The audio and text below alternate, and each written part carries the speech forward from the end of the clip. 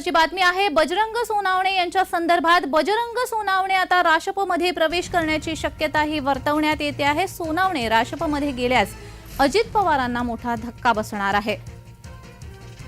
बजरंग सोनावणे यांच्या संदर्भात ही महत्त्वाची बातमी समोर येते आहे।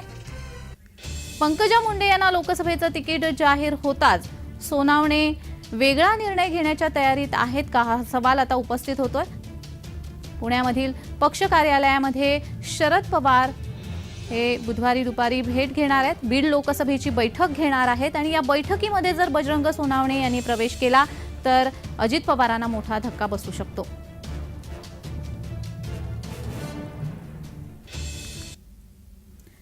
तर या संदर्भात अधिक माहिती देण्यासाठी आमचे प्रतिनिधी अजिंक्य धायगुडे आपल्याशी जोडले गेलेले आहेत। अजिंक्य, बजरंग सोनावणे राष्ट्रपमध्ये प्रवेश करण्याची शक्यताही वर्तवली जाते, या संदर्भात काय माहिती आहे? हो, नक्कीच उद्या पुण्यामध्ये शरद पवार यांनी बीड लोकसभा मतदारसंघासाठी जी चर्चा आहे ती उद्या बैठक बोलवलेली आहे। आणि यापूर्वी आपण पाहिलेलं आहे की नगर दक्षिणची जी उमेदवारी जी आहे ती भाजपनं सुजय विखे यांना जाहीर केल्यानंतर निलेश लंके यांनी तुतारी हातात घेतली होती, ते देखील नाराज होते।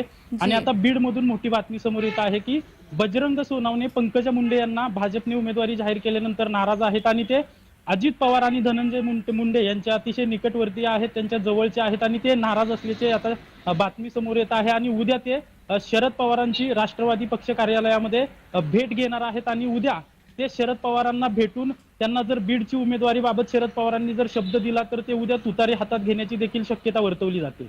जी अजिंक्य, मात्र जर बजरंग सोनावणे यांनी राष्ट्रपमध्ये प्रवेश केला, म्हणजे तशा शक्यता नाकारता येत नाहीये, पण जर प्रवेश केला तर अजित पवारांना म्हणजेच राष्ट्रवादीला त्याचा काय परिणाम भोगावा लागू शकतो आणि राष्ट्रपला त्याचा काय फायदा होणार आहे?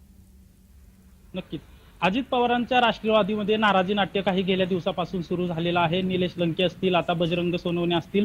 जर बजरंग सोनवणे जर बीडमधून जर शरद पवारांच्या गटात गेले तर अजित पवारांना आणि धनंजय मुंडेंना या दोघांनाही हा मोठा धोका असेल। आणि लोकसभेच्या निवडणुकीच्या तोंडावर जर असे पक्षातील कार्यकर्ते, पदाधिकारी आणि नेते जर सोडून जायला लागले तर अजितदादांसाठी किंवा अजित पवारांसाठी हा मोठा धक्का असणार आहे। जी जी, धन्यवाद अजिंक्य, तुम्ही दिलेल्या या सविस्तर माहितीसाठी।